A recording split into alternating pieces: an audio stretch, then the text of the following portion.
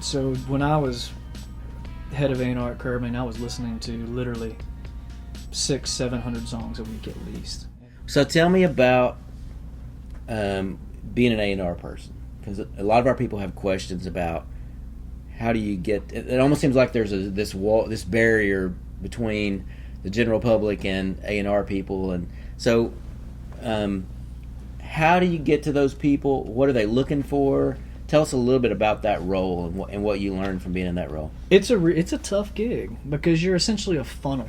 My job at Curb was to funnel great songs from the publishing community, whether it be in Nashville, whether it be songs from NSAI, really any outlet they funneled through us. So when I was head of A&R at Curb, I was listening to literally 600-700 songs a week at least, and they came from publishers in town, mostly writers. I tried to meet with everybody.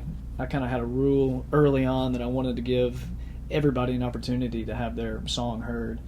And as you get further into it, it's impossible. There's not enough time in the day.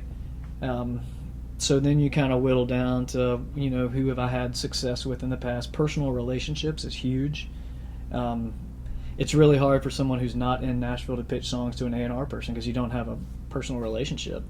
And it's just like any other job, you wouldn't meet with somebody that you don't know. Because there's not enough time.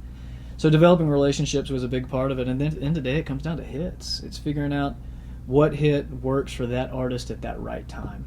And it's, we hear songs every day, we talk about it every day, songs that are hits, and they probably are. It's just a matter of when it works for that artist at that right time.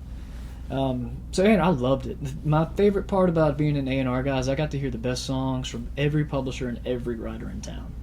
I was limited where I could go with those songs. I think we had about 20 artists when I was at Curb.